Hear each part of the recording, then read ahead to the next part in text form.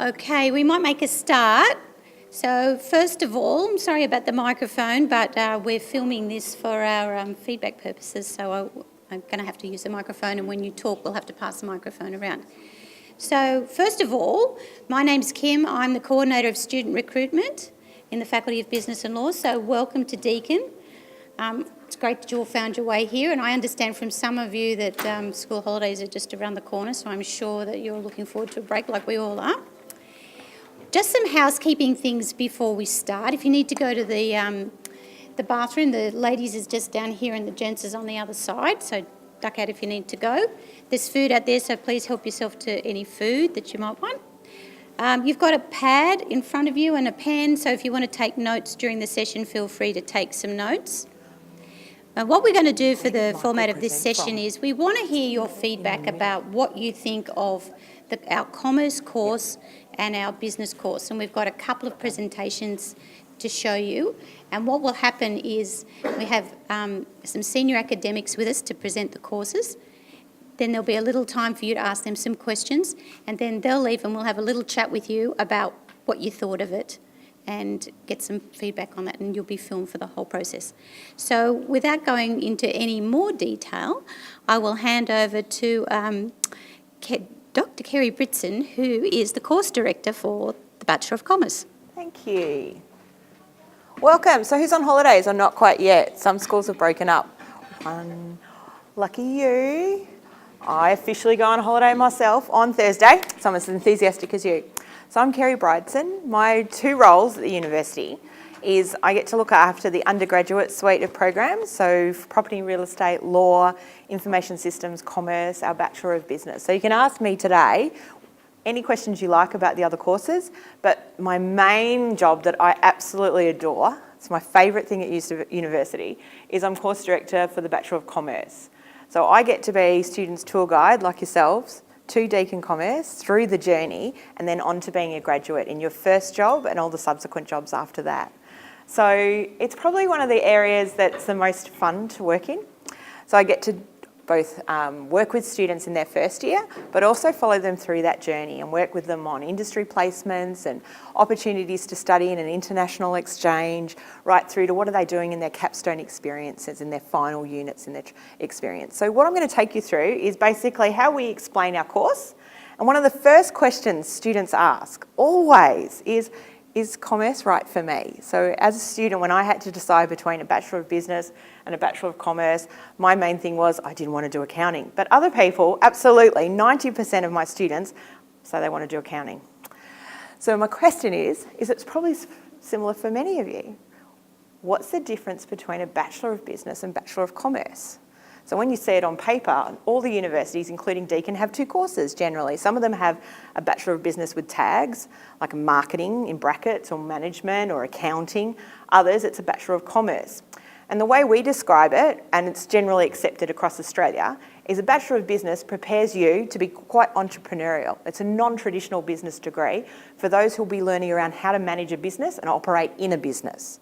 Where a Bachelor of Commerce is around working in the areas of trade and the professions aligned to international and domestic trade. So if you're thinking about professions, if you want to be an accountant or a marketer, you would do a Bachelor of Commerce. If you want to be an entrepreneur, you want to be the first in the gig economy, you want to be an app developer, but actually work with app developers. Sorry, that's mine. Just turn mine off. It's in my bag. You can go filtering through, Jess. So commerce is for those students who are looking for a professional recognition and qualification. So that's the only real difference. The foundation years are very similar.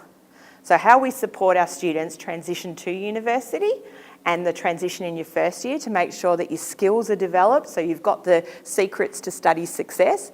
We do all of that in the first year. That's common across all of our undergraduate suite. So why Deakin Commerce is another question. And the way I explain it is the way my students talk about it.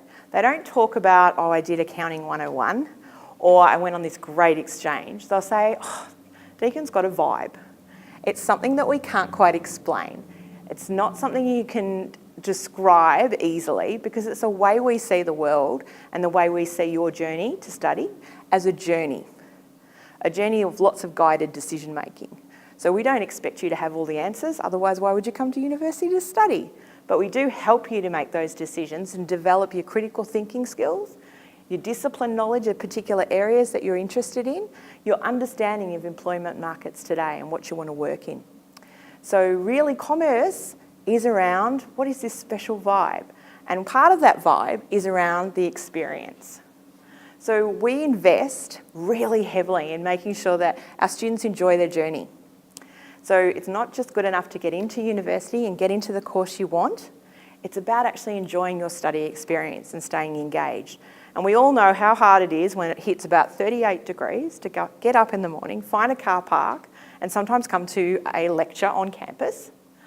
But we don't have to make you do that. What we do is provide you with opportunities to engage in multiple ways. So we don't put everything all wholly online and you've got to find your own adventure and study in a cloud. We call it the cloud. But we do put a repository of information and resources together that complement your on-campus experience. So you can have a lecture streamed. You can be at work in your lunch hour and listen to the lecture recorded. You can come to campus and attend the lecture. But most importantly, we make sure that it's flexible enough to work with our students because we know that employers want you to work while you're studying. And you also need to earn an income, most of you. You've got discretionary lifestyles that you need to support. But we know that that's what employers are also looking for. So there's quite a lot of flexibility in the experience we design. And I'll go through some of the slides about how we tailor that experience, about what's important in your first year is different to what you do in your second and your third. So a first year student needs a lot of hand-holding and support because it's not the same as secondary school study. People do know your name, they do get to know you. But how many students do you think study commerce at Deakin? Take a guess. Is it 1,000? More? 2,000? What do you think? Have a guess. There's 55,000 students at Deakin studying across the university. There's 7,700 doing commerce or a commerce combined degree. 7,700. 5,400 are studying commerce alone. So 8% of the university population love commerce and love that journey. And when I say they love the journey, they rate it. So we look at all the external indicators of the quality of the experience, and we are rated the top for student satisfaction in their learning. So that's because we make it fun, we make it engaging, we give you really inspirational people to listen to, and we also partner with industry to make sure that the projects you're working on are real. They're the things that you'll use when you get into the workplace. So you won't get your first job and forget how to use the calculator. I did forget how to use the calculator on the first job, I was so intimidated. But we'll give you the skills to fall back on to feel confident that you are a Deakin brand ambassador out there for commerce, really understanding what you need to do in your first job and every job after that. The other aspect is around employability. So we're the first university to have a Pro-Vice Chancellor in graduate employment. So that means like a managing director of the university who's in charge of your employment. Her job is based on whether you have got a job before you graduate. So traditionally for many of your parents, it was okay to graduate from university if they went and get a job after you graduate. Have the graduation ceremonies, then you start looking for a job. We have you looking for a job and applying for jobs and doing your CV in your second year. Actually doing a video pitch of who you are and what you stand for in your first year. In your third year, you're doing practical consulting projects, giving you the skills to interact with business. So we make sure that we scaffold through kind of all those employment tasks, but you don't know that's what they are. You're not expected to understand what employers are looking for. So the fact that ANZ don't do face-to-face interviews anymore, they do digital interviews, that's our job to find that out, and my job to make sure that across all our courses, you get the opportunity to develop your skills in communicating yourself. So employability, we have 3 divisions. We have an employment team who absolutely work with the courses to make sure that what we're building in is what employers are telling them our graduates need to come out with these skills in order to be employable. It's not a guarantee of a job, but it's a guarantee of not being on the chopping block for not even interested. So we actually test you in your first year on whether your CV is baseline, meaning that you can do no harm to yourself It's not going to guarantee you a job, but they're definitely not going to look at you and judge you poorly. So it's just, are you functionally doing well? In year 2nd and 3rd, we have a graduate talent team that will work with all of our students, particularly in different segments that you'll be looking to work for. So we talked about type A, type B and type C jobs. Type A, it's a job you want. So I have students who say, I want to work as an accountant. That's what I want to do. I have other students who say, I don't know what I want to do, but I'd like to get a job. How many of you want to go to university, but you do want a job at the end of it? You want a return on investment for that study. You've spent all this time at secondary school. So we have to think about where you're going in your future and help you plan for it. So our second team look at all the development skills around developing you as people and your personal brand, making sure that you start to differentiate yourself with the choices you're making and how to communicate your skills to employers. And our third team are the Graduate Recruitment Service team, which actually is where the organisations, the ANZ, the NABs, work with us directly on our database, choosing the students before they've graduated in their second year. So no longer are you going out finding a job, they're coming to us to find you. The other area that's really important to students' employability is what you do. You've got the base curriculum that you'll study at university, but you have a lot of choices and flexibility with what you want to do while you study. So we give you the opportunity to learn that employers want you to do something related to a major area of study. So that's what we consider your university major. It's the thing that you specialise in. They want you to also be employed, have some part-time work experience. How you communicate that you worked for McDonald's or that you are an app developer on the side or you're doing some catering experience, all of that, we teach you how to make that sound really good. They want you to do volunteering. We cannot undersell how important things like volunteering and making that extra effort, making a contribution beyond the basic tactical stuff is important. And they look at what else are you doing?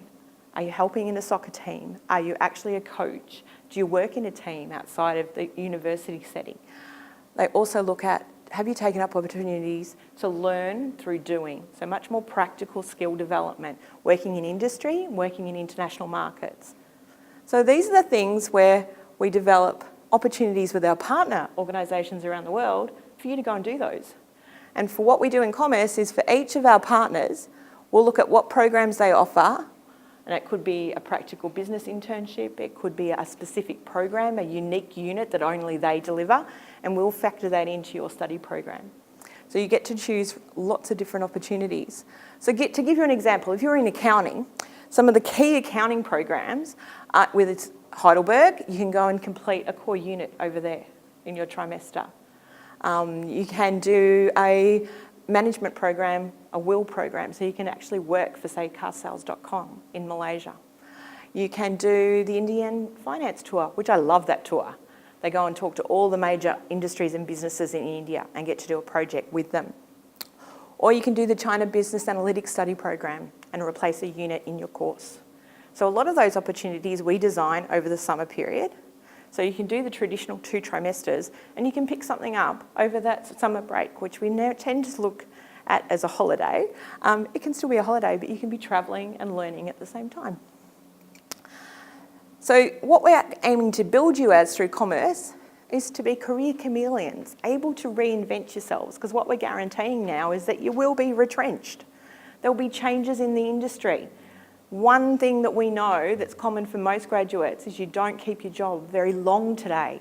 3 to 5 years is a long time in business today. So you've got to kind of have an attitude of how do I recraft my knowledge and the skills I've gained in my commerce degree for an upturn in a different sector. Might be sport, might be health, might be the IT area. How can you take the skills that you've developed, both the technical skills around business and commerce, and also those soft skills that employers are looking for. And they're looking for things like emotional intelligence and your ability to understand yourself really well, how you work with others, and how you work with their organisation. So to give you a taste, the commerce experience starts in year 1, and you do a taste of all the areas of business.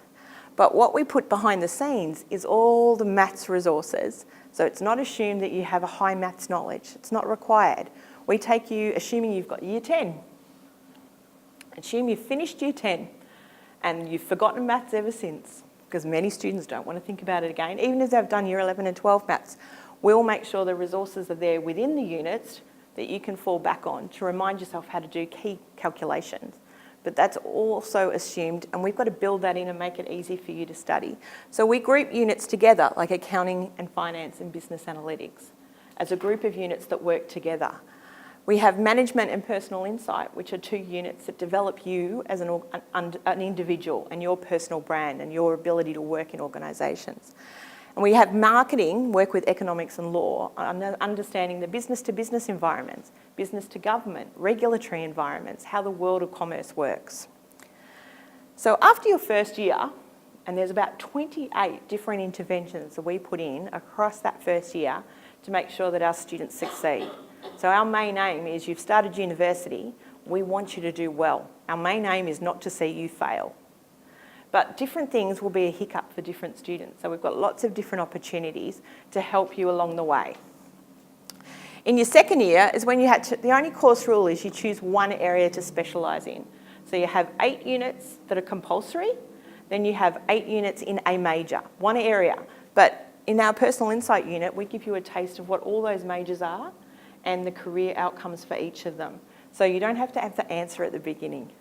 You do have to kind of have a little bit of an idea by the end of year 1 to start to guide some of your decisions for the first trimester of your second year. And in your third year, you finish that major, but as you see, those green spaces we call electives. This is the flexibility we build in to make sure that you can do a second major, you can do one of our 15 minors, you can pick up electives from across the university, you can go and do philosophy, you can go and do a study program that's volunteering in Nepal that has nothing to do with business, but develops you as an individual and gives you that point of difference to stand out in the crowd. So I'm going to give you a couple of examples because what we're building is graduates who don't look identical. We want you to look different. We want you to be the person you want to be and to be able to articulate to an employer why the decisions you've made are valuable to them. So you can do accounting as a major in commerce, you can do economics, finance, human resource management, very popular, financial planning, and most financial planning people do not, in Australia, do not currently have a degree, but by 2020, the entire sector will have to have an undergraduate degree. So there's an awful lot of grey-haired financial planners out there who are going to leave the industry, and at the moment it's one of the highest areas to get jobs in. Management as a major, marketing, which is my home discipline, so I have to speak positively about it, can take you anywhere. Management information systems, which is not the IT side of information systems, it's about how you use data and use it to inform decision making, so it's a lot more less to do with the techniques. And our newest one is agribusiness, food and agribusiness, which is based at Warrnambool campus. So what we've introduced from next year also is if you choose to do accounting, what traditionally students have done and say, I'll combine accounting and finance, and there's no room to do anything else. So what we've done is actually look at what are the things employers are looking for in terms of suites of areas, 4 credit points or 4 units of study that helps you to stand out from the crowd and get some broader skills than just doing accounting and finance or management and marketing. So there's anything from contemporary accounting, which is quite advanced, to retail management, social entrepreneurship, if you're really trying to make a difference in the world. Event management complements marketing and HR. Professional practice is something I'm introducing from next year, which is 4 credit points of internships. So you can go and work for a trimester for an organisation for credit and have it recognised on your testament. You can also do wealth management. So understanding the tax and regulatory environment of financial planners, but not doing a full financial planning degree. Maybe you're going to be working in a particular sector that you want those skills. You can also do a global studies minor, which gives you the opportunity to go to another partner or do 4 credit points. And what we call credit points is 1 subject equals a credit point. 4 subjects or 4 opportunities of studying overseas for credit. And in most of those, it also attracts funding. So you get to go and we pay you to travel and experience the world because we know that we're building global business professionals and employers don't want you to just do things domestically in Australia. So how does this work? Say you were doing accounting. You loved accounting. You got up this morning and you said, that's for me. and you wanted to do finance, I've made sure that when you do an accounting and finance double major in your second and third year, there's still space for you to choose an elective. And one of those electives could be a finance study tour in India for 6 weeks. Or you could do marketing with a minor in management and a minor in event management. But management and event management share one unit, so you've still got space to do an internship for a credit point or go on a study program. You could do marketing, management, and you could do 2 credit points of a team internship. Really get those skills that employers are looking for, that you've evidenced, you've practiced. It could be a consulting project. You can source it yourself at a business that you've found, or you can take up one of the opportunities that we advertise. We have more opportunities than we have students to fill them. That's how many opportunities there are. And they're all paid, generally, other than the volunteering. You can do a global study program, as I said before, anywhere with our partners. You could do human resource management and 2 minors. You can do global studies and a professional practice. Kind of the holy grail is getting that commercial edge to have, yes, I have actually practiced. It gives you more brownie points for an employer. But you can also say, I've also worked in an international market. Maybe it was Malaysia. Maybe you did something with a partner of ours in Belgium or Germany. Maybe you went to the US and did a program.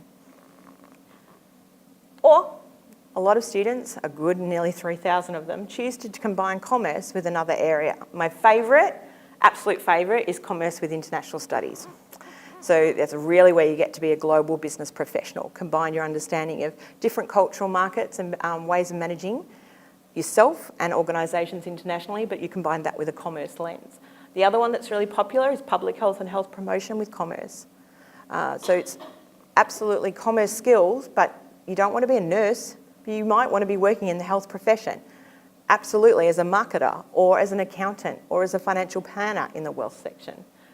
Property and real estate is also one of our hottest growing areas. Combining that commerce knowledge, having a qualification to fall back on, as well as a property and real estate lens. And 3/4 of my graduates are out there getting a job really quickly. So we're 1% ahead of the Victorian trend for universities on students getting a job 4 months out of their degree. And my top employers right now, when I pull the data on where are my alumni, from say 2012 to 2016, my top employers are ANZ, NAB, some of the law firms, and a couple more banking sector. So there's a hell of a lot that go into the banking area, and then there's this diverse spread of all these really unique consulting companies, whether it's the big top end like EY, down to small to medium-sized organisations. Or yeah, we've got a few still at Rip Curl. We've got quite a few at Deloitte. You can even do the L'Oreal Brandstorm Challenge like our darling Jessica did. You can work on projects around how you would pitch their ideas, and often they lead to the jobs that the students have got, is often through their work integrated learning opportunities, or they've done a partner project overseas. So that's my explanation for commerce. I hope I've inspired you to come join me on this journey, be one of my many students who I have coffee with in the cafes. I only have coffee meetings, so this is going to be me talking to you, but not over coffee this time. Any questions I can answer for you?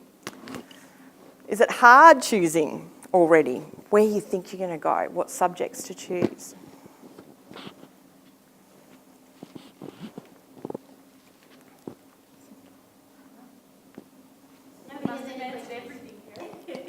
No. There'll be something. Check. Have a question. Check. Oh. This one. Check.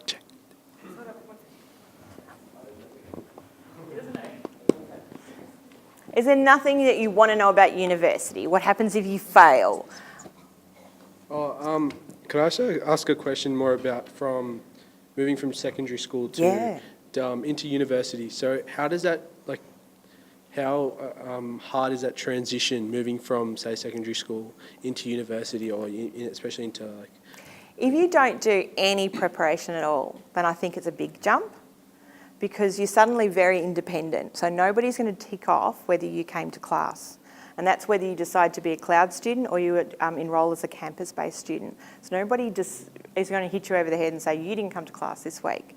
But what we find is the secrets to success. There's a Deakin Start program for university students. So if you just start to familiarise yourself, once you've got your offer and you've accepted it and you've enrolled, you can start to familiarise yourself with the environment. And that's not the physical landscape of how to work it out. It's almost like the campus map for the cloud. Where is the information at your fingertips? And it's designed very much like websites, with the user in mind. How easy is it for you to find information? So just getting your head around, so what kind of services are available? The worst thing we see, because I've also been in charge of academic progress for the faculty and misconduct, which is a different story. But for academic progress, the students who find it the hardest to transition are those who have remained isolated, so they haven't got to know other people. So we put a lot of work, particularly in the campus and the cloud in the first year, around you getting to talk to each other. You don't often sit anywhere anymore with someone talking at you for very long. We'll talk a little bit, then you'll get together in a small group, you'll do some activities, we'll then be Skyping with people in the cloud at the same time. You could be doing a project with people all over Australia and internationally.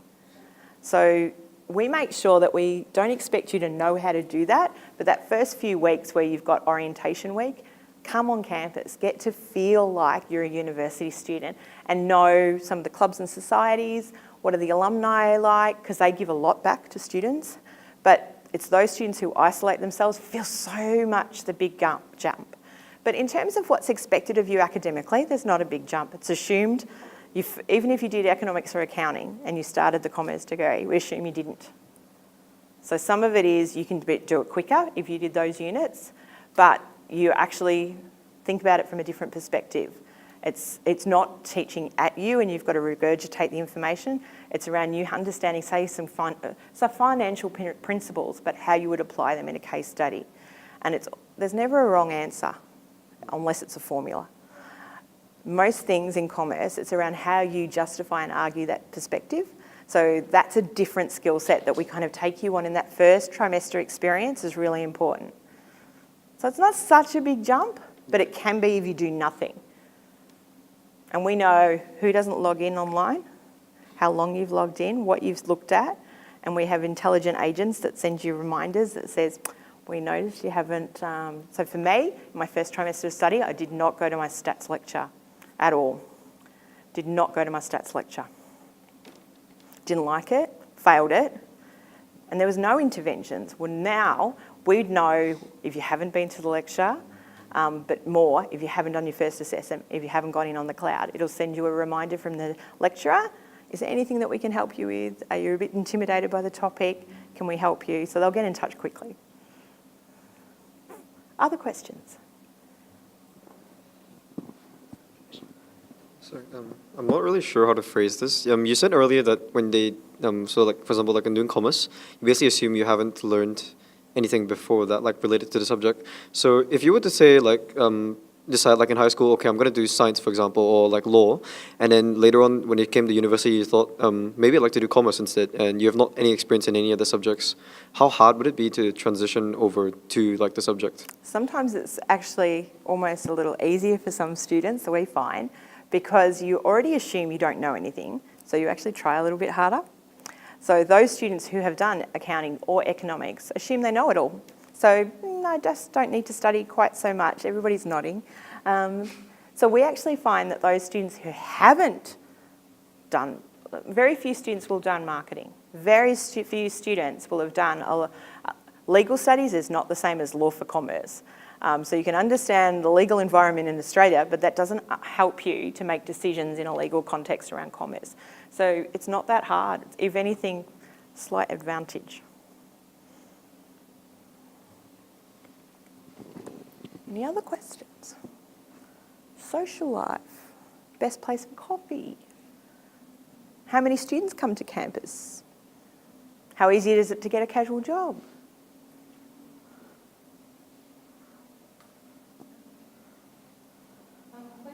I think we're all done. Okay. Right. Yeah. Thanks for that. I'll get out of your way then. Thank you. Thanks, Kerry. Okay, so now what we're going to do is we're going to go around the room, and I just want you to, first of all, tell me your name, tell me what school you're from, and tell me what you thought of that. Now, I want you to be brutally honest because this is just a chat with us because we want to know what your impression is and what you think of it. So we'll start off over with you. Go for it. Oh, do we need a microphone? Hold off, we're just waiting 2 seconds. We'll let you ponder on that. You're just going to give me feedback on what you thought of the presentation as a whole, you know. Test. Well, your name and your school first. What you thought of the Test. presentation as a whole? Any good things, bad things, whatever you want. We're just getting we've got to have the mic so that it feeds back to the... So my name's Arian. I go to Melbourne High School, and the presentation was quite good. It was quite informative, and it's good learning about commerce at Deakin because it's not something that you can just find out the information about just anywhere, and it was good about learning about all this stuff. Yeah, because I didn't know how it actually worked, especially like commerce because it's like a pretty common area, especially like in many universities. So it was good talking about this specialised area. Yeah, Fantastic. thank you. Thank you. My name's Darren, and I'm from Melbourne High School as well. And so, same as what he said. So it was quite informative, and that was a really good thing, especially since I have quite an interest in business and like that type of areas. So this was like informative in that sense because some of the questions that I had were answered here, and so I found that really helpful as such. And then just it felt quite warm, like the way that she said it, like made me ask questions, or like if I wanted to ask a question, it seemed like, you know, quite open, and like, I don't know, in that sense, it's like, I don't know how to explain it. It was just like a good You feel feeling and such. comfortable. Yeah, it felt more comfortable, exactly. So yeah, overall, it was good. Thank you. I'm Sean, also from Melbourne High School. Like them, it was quite eye-opening for me because I basically never considered ever having going towards the commerce direction. So for me, it was more like, this is pretty interesting. Might consider this now. Kind of that, basically. That's about it. I'm also Sean, and I'm from Melbourne High School. So I felt the information was quite useful, and the way she presented it was quite informative. But maybe one thing that I could say could be done better was I noticed that she presented a lot of options, which is good, but in terms of explaining how each option would present an advantage to you depending on which career path you want to go was something that could be explained. Okay. Thank you. My name's Nidish, and I'm also from Melbourne High School. Overall, it was pretty good. It provided us with the information we sort of required. But I feel like it could have talked a little bit more about the prerequisites and what we actually need to actually get selected or do the course. Also about how sort of we should pick commerce over the other, or why it's special, and yeah. Okay. Hi, I'm Rishabh and I go Suzanne Corey. I like the fact that the presentation was really specific, and it also just didn't concentrate on just the information about the course, but how life is going to be like in uni, and yeah. Okay. Great. Thank you.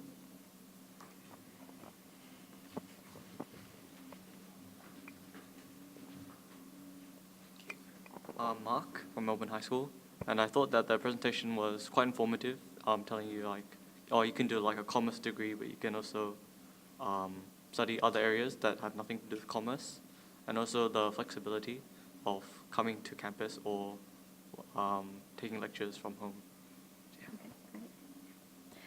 I'm Laura from Siena College, and I really liked the presentation because it was like really structured and it was really easy to follow, and the course itself seems really interesting, and I liked how you could have lots of options. And yeah.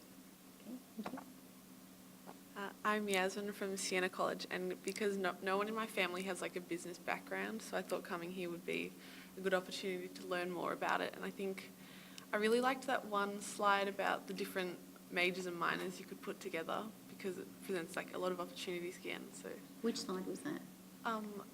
The had coloured like one. Course structure. No, where she had like the different majors and the different minors. Oh, and you could okay. go for different Oh, yeah. Okay. Gotcha. combinations. Yeah, so I thought, yeah, that was really informative. But I think also going into more prerequisites and just saying what you need to actually get into the course. So I think I'm Hannah from Siena College. I thought it was a very engaging talk. I think it would have been better if it just went into a bit more detail about like the different areas, like marketing and accounting, just like give a bit more background of like what that would involve. I'm Tyler from Melbourne High. I found that it was a very insightful speech which gave us a lot of information, but it was a little bit daunting to know that there were so many options and not knowing much about university life. It was like, yeah, it was surprising to see how many options there were and what we could do with them. My name's King from Melbourne High. I liked how the presentation showed like why Deakin Commerce is special, like about like their vibe. But I think that I have to talk about like how it's different from other courses, just not like comparing to other universities. I'm Selwyn from Melbourne High School, and I think that this presentation is informative in the sense that it basically outlined the whole program in the presentation and outlining all the options, and basically for people who don't know much about the commerce course, they can know about how the university can provide support and provide the options they need for them in the future. Great. Okay, that's fantastic. So just by show of hands, has it changed your opinion about Deakin? Would you consider coming to Deakin now? Put your hand up if you would now consider coming to Deakin and studying commerce. Maybe. Okay. Okay, it's interesting. So did today provide you with a clear understanding of what's involved with commerce? You think you now have a better understanding of the different options in a commerce degree and what commerce is all about?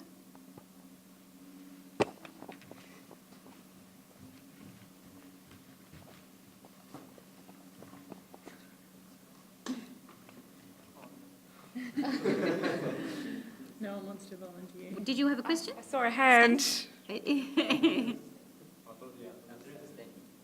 was like a yes, they thought it was a yes or no. Yeah, that's fine. Okay. Okay, we'll hand over to Jess now. She's going to ask you a couple more questions. Yeah. So we'd like to know if the content that was delivered to you in this presentation was relevant.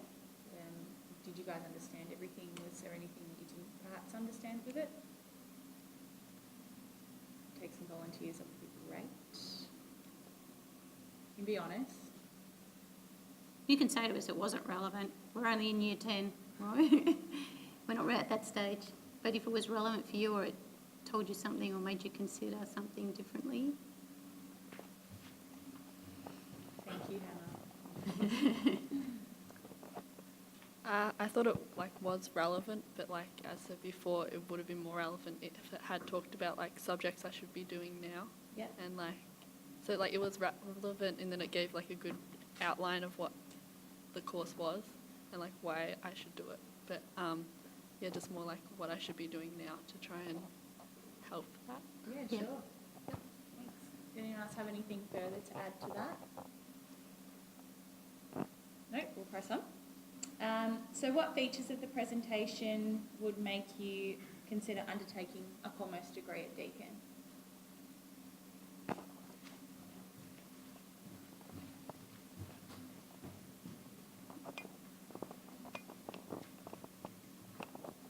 I think what appealed to me really was the variety of like majors and minors and the opportunity of being able to do a part of your course. I think it was a part of your course overseas, and like traveling and those type of things is like appeals to me a lot. So that in that sense, commerce here was quite appealing, and I really like that. Great, Yeah. thanks. Someone else maybe want to contribute something else? Anyone else on this Yeah. side? Oh, beautiful. Not just a statement, it's just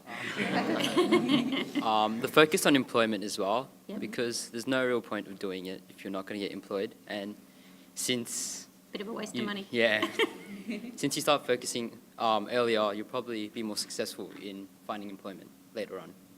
Great, thanks. Anyone else? Yep. Yeah, I really thought that it was good that the presentation highlighted student experience at Deakin throughout the commerce course. I thought that might be very appealing to a lot of students who want to do commerce. Great, thank you.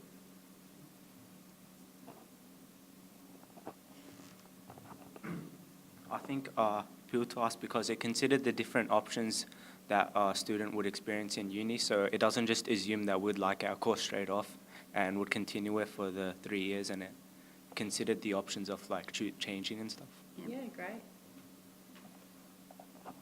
Cool, all right. So on the flip side, was there anything that did not appeal to you in the presentation that would discourage you from completing a commerce degree at Deakin? Coming to this side.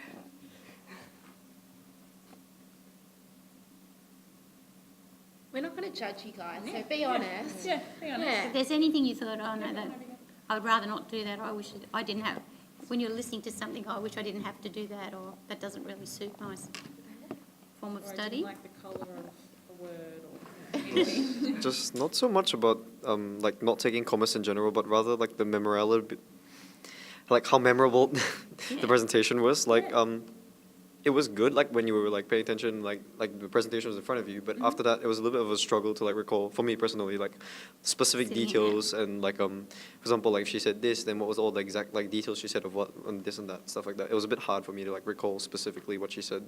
Sure, thanks. Anything else? No? Okay. Pass it over to you, Jess. Okay, cool. This is a 3-part question. It's a terrible So how well do you think the Bachelor of Commerce is marketed to high school students? Were you aware of the course before? What is the reputation of Deakin's commerce degree at your school? So how's the course marketed to high school students? Did you know about the course? And what is the Deakin's reputation at your school?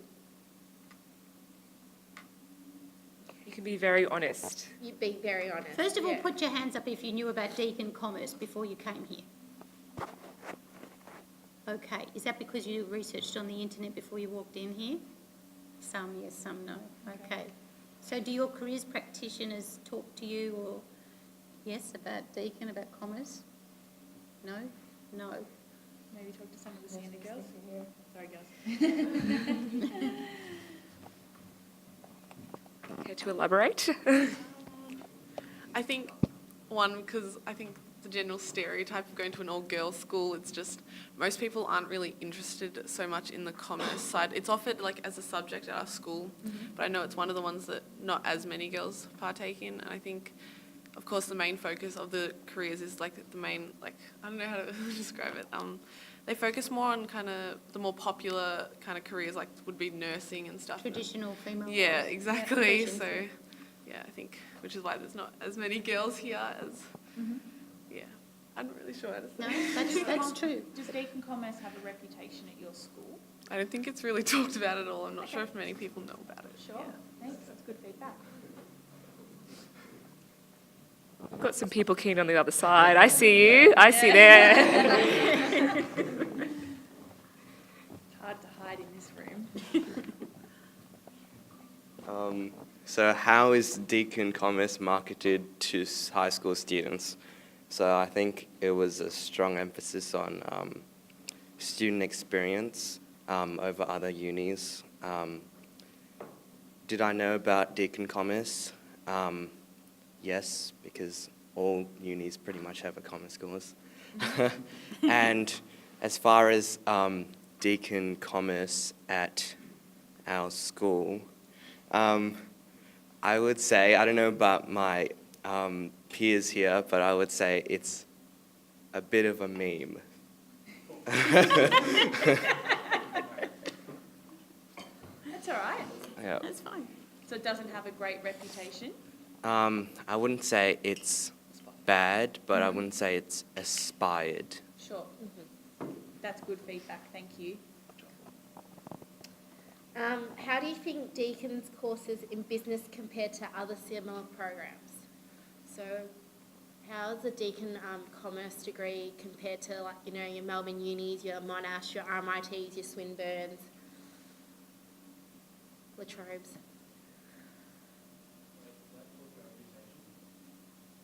So how do you think this course compares to commerce at another institution?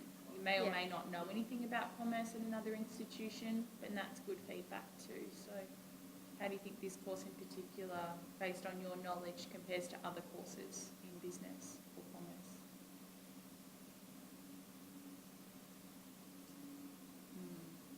That's a curly one.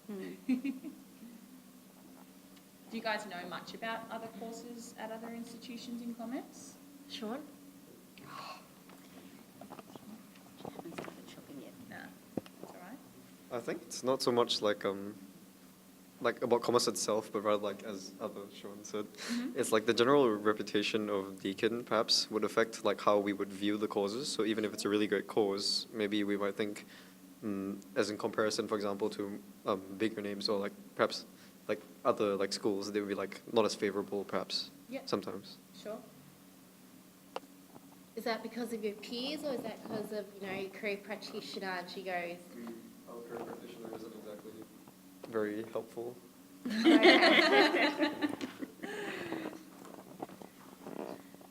next question. Cool.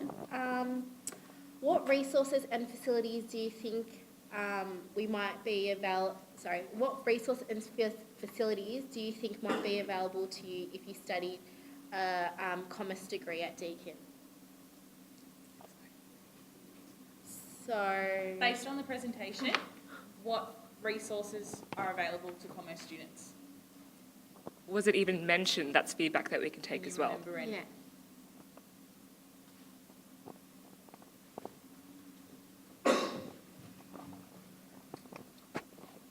There seemed to be a strong emphasis on the online stuff, which I thought was really cool.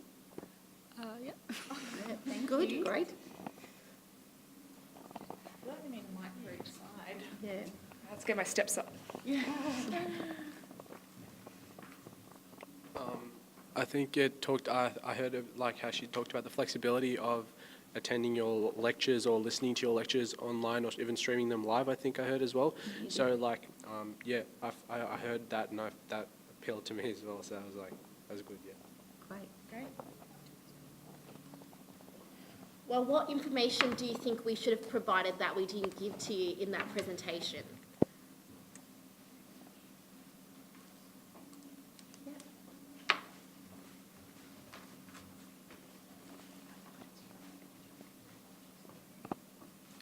It might have been nice to know like some of the suggested prerequisites for this course and like what we might have to know before we start.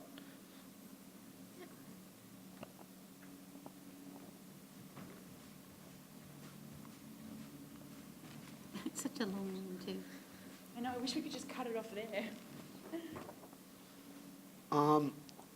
It would have also been good to know the overall transition, and also how university life, besides your course, is like affected, like how it affects you in your course, and just how Deakin is different to other universities in that case, about just general university life, like clubs and things like that.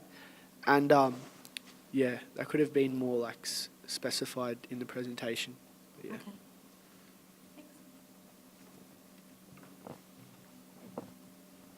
I think it would have been good to know like what changes are expected from moving from transitioning from school to university, and what is exactly is expected.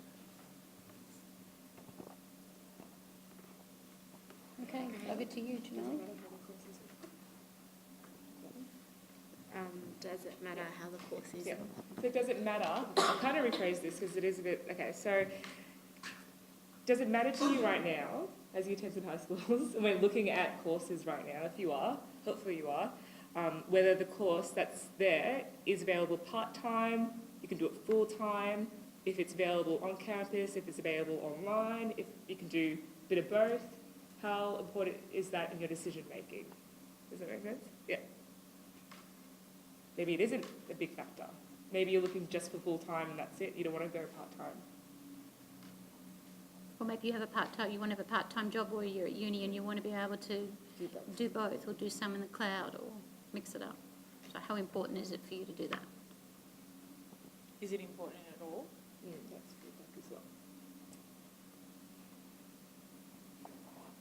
Thank you. So I would say for me specifically, being able to study and having a part-time job is pretty important. Mainly because I want to go into like entrepreneurial stuff, so obviously I need to raise capital somehow. So yeah, I would say the answer to that question is yes, it's pretty important. Okay. Sean? Well, like for me, my mom's doing a psychology degree now, and she's working at home, so it's like a pretty big impact for me to see like how much easier or like how much more comforting it is to work at home. So like, I reckon it's pretty important, like personally for me to like be able to at least take some of my stuff home and work on it there and be able to like have access to university as well. Great. Anyone else? Can Mick just run over? No? Am I running over? She's running over. I'm running She's over. coming over. I don't run, I walk. That's fine. I can move on. No? Ah, okay. Yeah. You can start on that slide. We'll see Thanks. that in the next one. How important is the focus on international opportunities and exposure to the corporate world? So rephrasing a little bit, and I'll combine it with the next question actually. So how important it is for you to kind of travel while you're studying? How important is it to, when you're studying at Deakin, that there's some international partnerships in other countries, so you can kind of work through Deakin to connect with other companies in another country? Does that make sense? Yeah? Okay. I think that traveling while studying, I think it's a good opportunity to be exposed to how other countries may see like commerce, but also as like a caution, like the traveling doesn't impact your actual study at Deakin. So, yeah. Thank you. Sort of.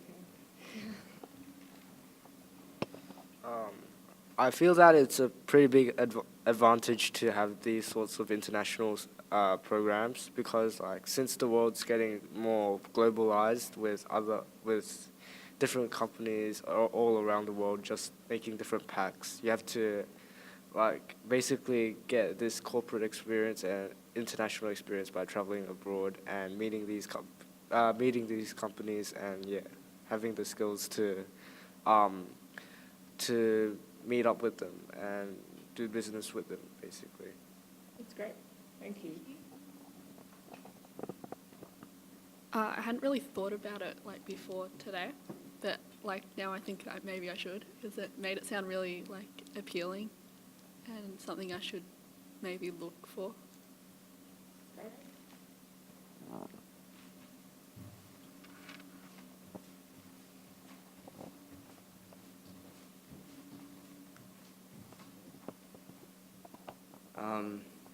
So for international opportunities, I think it's important because when students are coming to Deakin Uni and trying to find out why they want to do commerce at Deakin, they want to look for things that Deakin offers and no other university offers.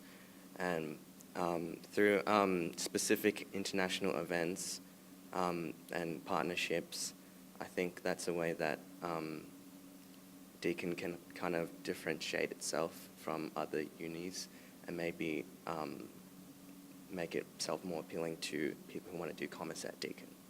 Okay, great. Excellent. All right. Ah, come on. I think before today it didn't seem as important to me, but after the presentation, as they said, employers look for people that have exposure to those kinds of things. It has become more important to me, and yeah. Okay, just before we move on to that, we do offer all kinds of international opportunities. So in addition to doing like a unit, there are also study programs we offer, and you can put those on your HEX. And I think you've done one. Yeah. So where did you do your study So to? I did a study tour, which is a bit of a smaller version of like an exchange. So I went to Malaysia and Singapore. It was a PR study tour for a couple of weeks. So basically, in a nutshell, I won't go into the nitty-gritty of it. If you want to learn more, please do have a chat to me after this. I can tell you a bit more about the program. So I went to Malaysia and Singapore, got that great exposure, talked to journalists, went to talked to government representatives. That at the end of the tour, so I came back, after just 2-3 weeks, I finished a whole subject at Deakin, which is normally done in a trimester, right? I finished a whole subject, and the way I was graded was through doing work and reflection through the study tour. And I didn't pay for any of it upfront. I put it on HEX. If you're not sure what HEX is, I'll have a chat to you after this about what that is, but I didn't pay anything upfront. I just put it on a loaded system, so none of it didn't pay for it upfront. And I finished the whole subject. Do you have a question yet? So if you finish the whole subject in that, say, 3 weeks or Yeah. as such, what do you do for the rest of the time? For the rest of the trimester? Yeah. So at that point, so I was a bit of a high achiever. So I actually, some people just, for that trimester, it was over trimester 3, our summer period. So I did that study tour, came back, and actually did 2 more subjects in that trimester. I let the unit chair, so the head of the subject, of the other 2 subjects, know. So I'm going to begin a study tour. Is there any work that I need to be doing in the first 2 weeks of the trimester? And they came back to me and said, yes or no, I can't remember, I was a bit far back. So then when I came back from the study tour, I just did those 2 other subjects. Others that I've travelled with just did that study tour and then just went on their summer holidays. So they just did a whole subject over the summer and that's it. Does that make sense? Right. Sort of? Most of the shorter term study periods happen between like trimester 1 and trimester 2, or trimester 2 and trimester 3, or in the middle of trimester 3. So it's around your uni schedule. Otherwise, you've got the option to go and do something like exchange, where you go and sit the whole trimester or the whole year at another university. And you study there like you would study here, but you're in South America or you're in Korea or wherever you are. So, yeah. Okay, just did them just. Yep, just a real quick one. Maybe Jess can just spot someone and we'll leave it up to you guys. Have you guys looked at the Deakin, have you looked at a Deakin brochure before, the Deakin handbook? And if you have, has it given you any guidance? If you haven't even seen it, you can tell us if you haven't. Hands up those who've seen it. Yeah, let's do that. Who has seen like a Deakin brochure about commerce, Bachelor of Commerce? Just the general, you've just looked at the normal Deakin undergrad course guide. You just looked at the undergrad general course guide? That's fine. That's fine. Cool. Okay, so thank you grab guys. Marianne. So we've got now the next presentation. So the next presentation is basically the same rerun of this, but this is on business. So we offer the Bachelor of Commerce and the Bachelor of Business. So that's why we're running these 2 sessions, because lots of unis run commerce and business programs, and we want to get your feedback on what you think of ours. So we'll just go and get the next speaker. All good? Okay, if you all want to take a seat. Those little people who've joined us late, welcome to Deakin. You've missed one presentation, so you've missed pearls of wisdom. I'm going to hand over now. I think we've got, who's just joined us? Okay, 2. Okay. All right. Now we're going to move on to the presentation for the Bachelor of Business, and I'm going to hand you over to Dr. Marianne Steele, who's one of our academics, who's going to talk to you about what the business program offers. Okay. Our apologies for technology. It always goes wrong at 5 o'clock on a Tuesday night. Not really. I'm Dr. Marianne Steele. I'm the course director for the Bachelor of Business. And Deakin is unusual compared to most universities in that we offer 2 degrees. We offer a Bachelor of Commerce and we offer a Bachelor of Business. And you're probably wondering why we do this. Bachelor of Commerce is great if you already know the areas that you're interested in. You've got a passion for marketing. You know somebody in accounting, you know that's where you want to go. You know that numbers, maths, and analysis is really for you, so economics is already out there. You've got already a clear idea that you love working with people, you're very keen on human resource development, so a degree in management with an HR focus, human resource focus, is absolutely for you. But what if you're interested in business, but those particular types of jobs are not for you? What if you never dreamed of being an accountant? What if you never had, waking up one day going, Mum, I want to be an economist? And we've all been there. So at some point, you've all sat there and thought, when I grow up, I want to be. And what if the area is business, but it's some of those other areas of business? And this is why we offer the alternative, which is a Bachelor of Business for those who are interested in business, but possibly not the standardised disciplines that we all think of. So let's start with thinking about Deakin, because you're going to have to make a couple of choices. One, which university do I go to? Two, what kind of degree will I choose? And they're not sort of like you do one first and then the other. They go together. So why Deakin? We're in the top 1.5% of universities worldwide. And you're probably sitting here and we're going, we're in Melbourne, what does that actually mean? There are 16,000 universities worldwide. We're in the top 220 worldwide. So if you're in Melbourne, you are sport for choice. We have 3 of the top-ranked universities in the world, and we're one of them. We've got a huge range of areas, particularly in our business and commerce area. And as I've already said, you don't just have to have one of the commerce disciplines. You can look at some other areas. We've got a great range of facilities around here, both here, down at Geelong, but also online, and I'll talk about those a little bit later. And we have a very clear focus, not just on research in our business areas, but also in research for teaching, constantly improving, constantly developing. Thank you.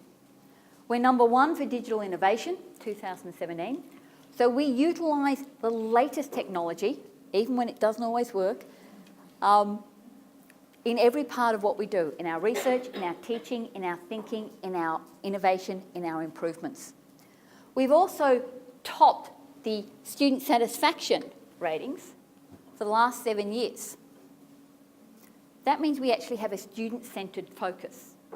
That doesn't mean that anything you say goes, but when we design our materials, we think about how you're going to use them, how you're going to develop them, and what you're going to do with your knowledge when you graduate and go to work. So our focus is in how you can use what we teach, not just you sitting there. We're also accredited with the AACSB and EPAS. You might not be familiar with these, but these are worldwide accreditations. Getting an EPAS or an AACSB is like getting 1,000 likes on your Facebook page, or 55 smiley faces within 10 seconds of putting something up on Instagram. Fundamentally, it says you're among the best of the best, and everybody recognises it. Now, remember how many universities I said there were?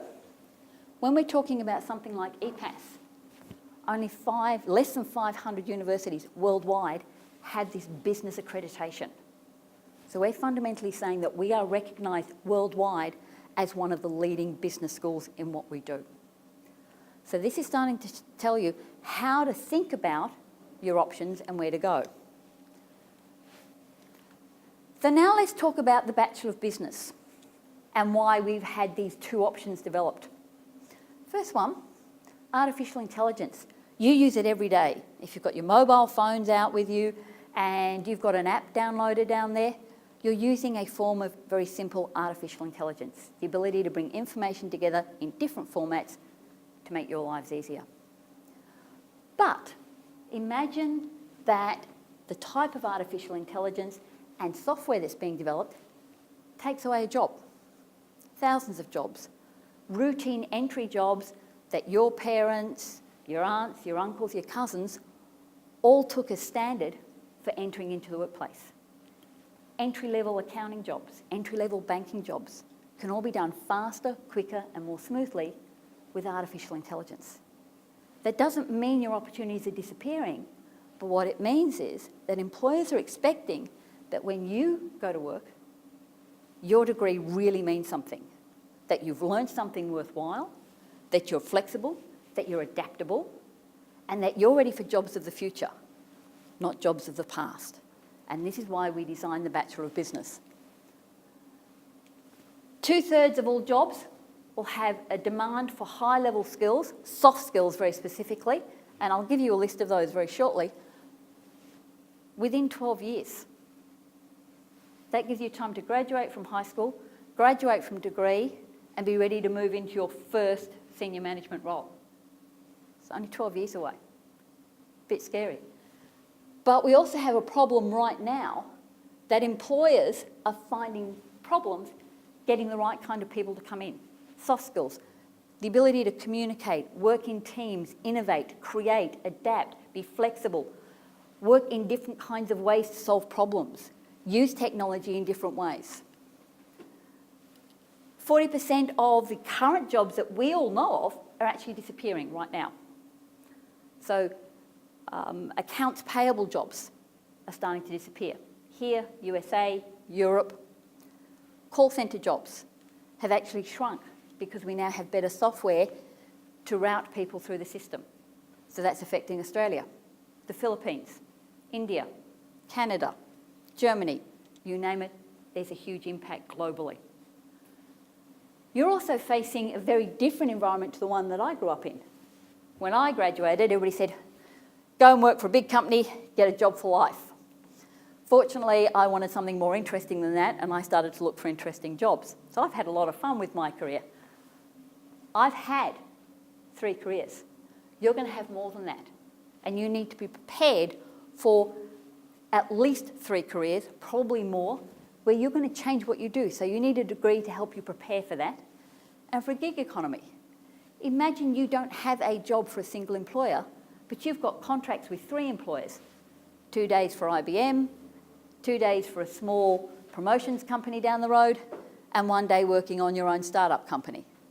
You've got 3 jobs. You're in a gig economy. It's one of the fastest growing areas. Yes, thank you.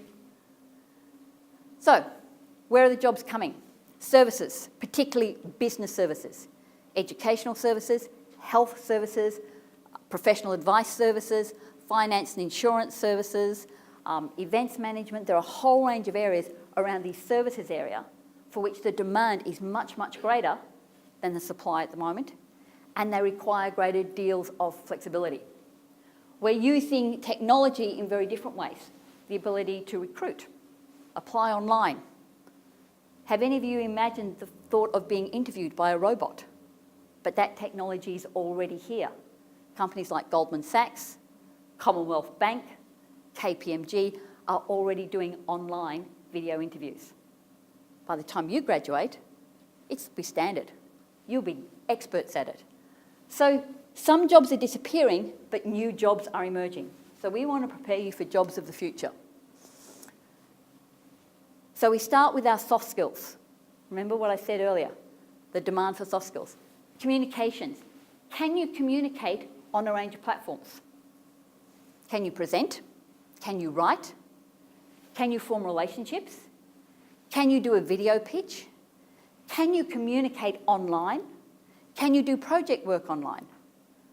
Most of you are using at least 2 or 3 platforms. Use your phones. You've probably got Instagram or Snapchat or WhatsApp, one of those.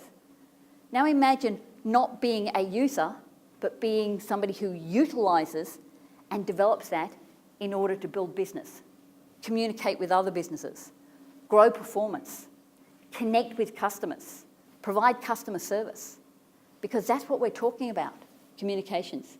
The ability to work in teams in order to be innovative and creative. Not group projects. I know about group projects. I'll do 30%, you'll do 30%, you'll do 30%. We'll meet up the night before and we'll put it together and hand it in. I've done all those. What about real teamwork? Where we come up with a brand new idea, pitch it to our boss, basically organise to get $500,000 in order to develop it. Now that's teamwork. And that requires relationship building and collaboration and understanding business standards and ethics. That means we've got to be able to research, analyse, not summarise. Go out and find new information in new places. Be able to forecast what's happening and apply our business knowledge to solve problems and bring in a global viewpoint. If I'm going to source something here in Melbourne, but I'm relying on fertilisers from China, what is the impact on my ability to deliver the product globally? So you've got a Nike hat on. Where was it made? Now imagine that you're the production manager for Nike and you've got to work that out. Who's your best source of supply? How are you going to communicate? How are you going to build those relationships? How are you going to manage the logistics and supply chain?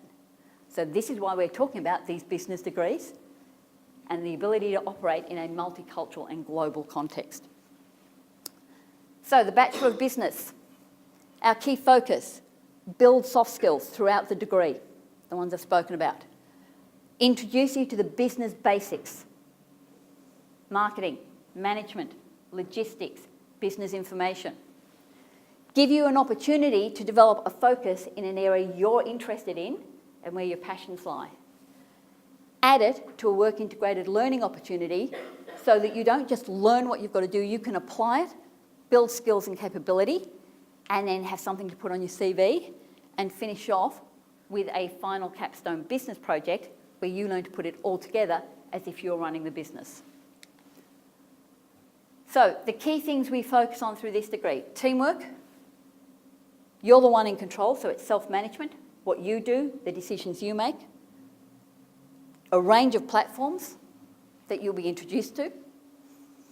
So your mobile phone will only be one of the tools. You'll be expected to be proficient on a number of them. Communicate on different platforms. Understand global citizenship. And be able to solve problems, research, and think critically.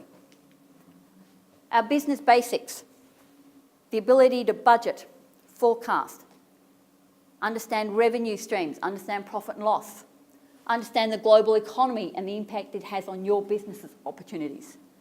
We don't call it information systems anymore because we go beyond that. How do you apply the data, use the data, make sense of it, interpret, come up with solutions? And because we know that industry is changing, entrepreneurship and innovation is a core part of this degree. Marketing and management: if you can't manage your people and you can't market your business, you can't survive.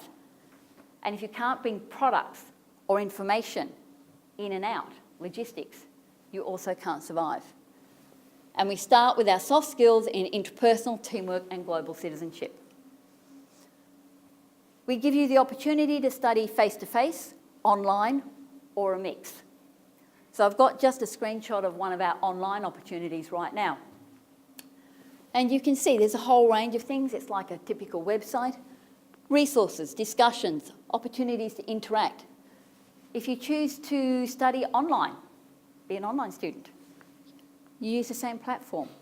We design the materials to be used by students face-to-face and online, but also to connect, share information. The unread discussion posts are not actually unread, it's just when I took the snapshot for my purposes. It just shows any of the ones that I haven't actually already ticked off because I grabbed it from somebody else's site. 351. So we have a lot of discussion. Use discussion boards, fancy chat systems, a range of tools. So whether you are interested in online or face-to-face or both, there's the opportunity for you to engage. Develop your digital literacy skills, plus also learn about the materials that you want. So as I said, the Bachelor of Commerce is a great opportunity if you're really clear about where you want to go. Law, management, marketing, accounting, finance. But if this is not your passion, where do you go? What about event management? One of the fastest growing in the world. There will be 50 major international trade shows in Australia in 2018. That doesn't include all the regional shows. If we include those, we're starting to talk about thousands. Conferences, events. It's one of the fastest growing areas. Project management. Every organisation that I do business with right now is changing, evolving, and they need people who can manage those projects from ideas through to implementation. bringing people with them, working with others. Retail management. Some of you have probably got a part-time job right now, working for Coles, Lyers, KFC, you name it, you've probably worked there or will. But that's not the future of retail management. Think about Amazon, combination of online, offline, traditional, alternative methods, consumers who are moving away from both those options and designing their own. So retail management is a very, very new field all of a sudden in an area that 5 years ago we thought was dying. Organisational psychology. You might be interested in people and organisational change without wanting to move into industrial relations or human resource management, in which case organisational psychology is a good option, and you can match it with project management. Kind of companies that are asking for these combinations? IBM, Google, Microsoft. We've also got people management, which falls into that same area. You might be interested more in education and training, but not want to become a high school or a primary school teacher. Then people management would be a good choice for you.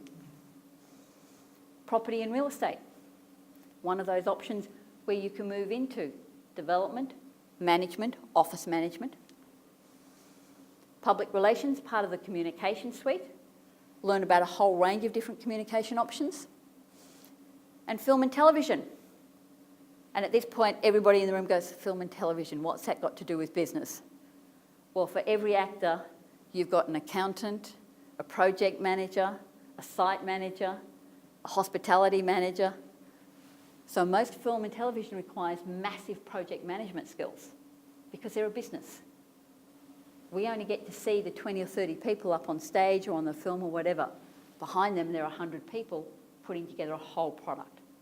So it requires good business skills, the ability to budget and forecast. So what are employees looking for? We often think you've got to have the right university and the right major. If we're using artificial intelligence to scan and look at your applications, the school you went to and the university you went to, it's not quite as important as it was 5 years ago. But the combination of your major plus your expertise and experience suddenly becomes critical. Because employment during university, your part-time job, 27. Your internship, where you get specific experience in the area of interest, 29. Extracurricular activities, sport, debating club, travelling overseas. Anything where you have learnt and can show it suddenly becomes important, and your volunteer experience. So what employers like is that total combination of what you can do, which is why we have a work integrated learning major as part of this degree. So what is work integrated learning? This is where you have the opportunity to apply what you've learnt in very different ways. So things like team projects, working for City of Whitehorse, City of Stonington, City of Geelong, where you would work in a team on a specific project to help business and get the opportunity to interact with business and get the feedback. You can do business internships, 3 months, 6 months, 9 months or 12 months. Go and work for a business in your area of interest and be paid as a trainee or intern. You might be more interested in combining that with travel, so do a volunteer project abroad. So we currently have opportunities in India, Malaysia. I know they've had them in South America before. Industry-based learning, where you might do an industry-based project but still be based here with the opportunity to be interactive with the business. So you can see we have a whole range of different options. So you're not like, I'm going to do one will. You can actually choose the one that matches your interests and your capabilities much more effectively. Now, normally I would have a past student come along, Stefan. He's young. He knows what he's talking about. But he actually said very much the same things I've been talking about. He chose the Bachelor of Business because he loved the idea of business, working in business, but he wasn't really sure which area. So he wanted to keep his options a little bit more open and think about where his skills could lie. And as I said, we finish with a capstone, a full simulation, where you get to basically put yourself in the position of running a business and find out whether or not you can budget, you can forecast, you can market, you can do the logistics, you can plan the HR, you can hire and fire people in your simulation. Most people I know crash and burn in the first 2 days, learn a lot, then have to go and run the simulation again. So you can build your career in a whole range of areas you might not have thought of. There's 92,000 people employed in the insurance sector. Not doing insurance, doing evaluations, customer service, marketing, management, communications, project management, planning, interpretation, analysis. Small business, 90% of all businesses in Australia are small to medium. Government, one of the largest employers in Australia. You can work in customer relations, one of the fastest growing and most demanding jobs going. Staff development, retail, events, projects and analysis. You can also get a lot of support while you're here. Students, so a lot of student support, but the chance to build your extracurricular activities. Join in student societies, clubs, the Deakin University Student Association doesn't always have pancakes, sometimes they have sausages as well. I don't know, every time I walk past them, they've got something for sale and something to eat. So I'm sure they do a lot more else. We have graduate recruitment services, which are part of Deakin Talent, where we actually have an entire sector of the university focused on graduate employability and providing you resources and workshops and career guidance counsellors to help you get where you want to go. We've got Students Helping Students Hub and PASS, which is a student mentoring system. We have mentoring programs that you can join as a mentor or to be mentored. We have academic skills support and a whole range of other support systems. It's actually a medical centre, not medial. My apologies. Probably one of the most successful is our student mentor programs. So not just transitioning to university, maths. I'm sure a lot of you have done it and worked out, do I need maths to do a business degree? You don't need maths to get into a business degree, but you certainly need maths or something along those lines if you're going to be successful when you graduate. So we often have student maths mentor programs to help you transition. Students helping students socialise, interact, and amazingly, joining one of these student societies is often the first step to building your graduate employability skills and your soft skills. So, are there any questions? Can I help?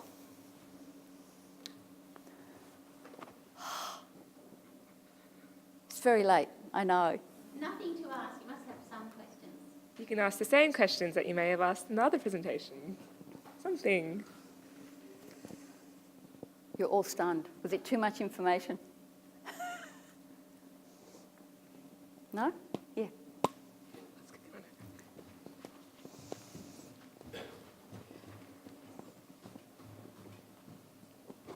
I was just wondering, what are the prerequisites and required ATAR for this course? Okay.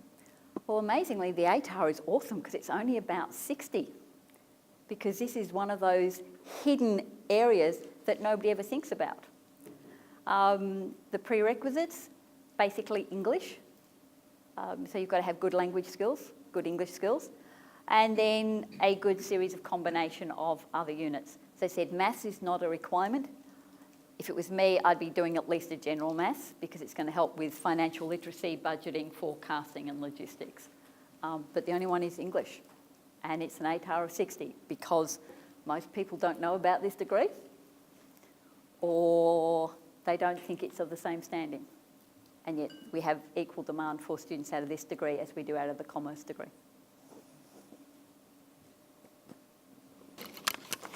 Guys, please be honest, and I have been taking note of people that weren't really listening. You will be targeted. I was watching the entire time. Does anyone have feedback on how mean Shamali is? Oh, be ready. And I will target people, and if you just think of questions, maybe as you go. As a sneak peek, it is the same questions. Okay. As we said. Cool. We're gonna do the same thing that we did with the last. We'll ask you the same sort of questions, but this time we might start on this side of the room. And I just want you to. You don't obviously need to give your name again in your school, but just when you've got nothing in your mouth, just give us your impression of that presentation, what you thought of it. Yeah, just and be completely honest.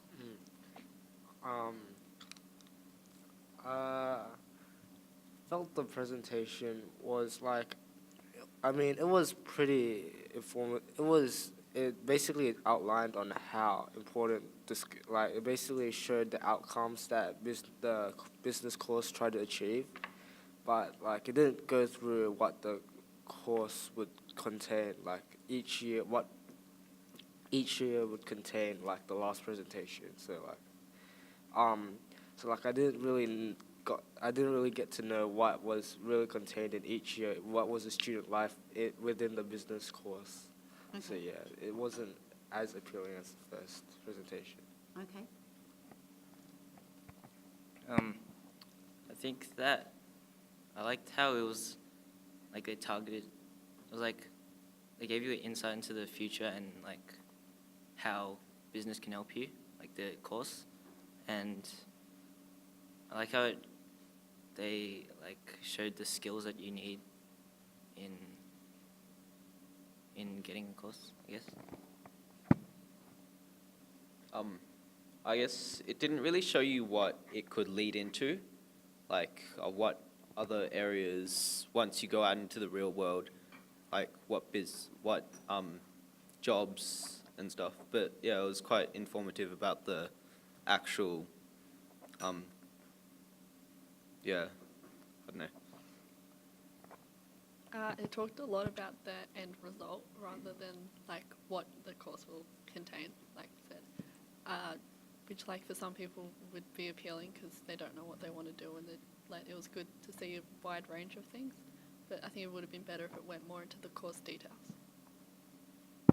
Yeah, kind of like what Hannah said. It was more based on like the career paths that like after taking this course, what it led into, rather than what the actual course entails, obviously. And like I think it was more.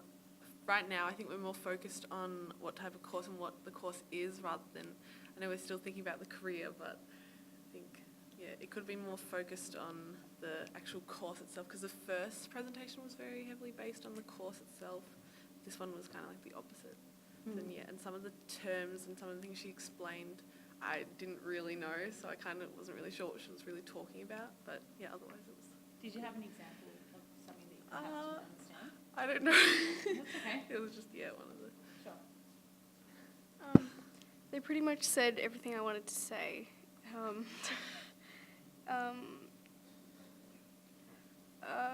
What about the use of colours or pictures? Was The it too colours. content heavy, too many words, or? Structurally, yeah, it showed more about the outcome and not like it didn't really appeal to, for me personally, it didn't really appeal to year 10s, but more for like maybe like VC students or like, yeah. Okay. Thanks. I thought more like information on what the course would have been interesting, but I think the different jobs that will be available in the future, I think that was explored very well.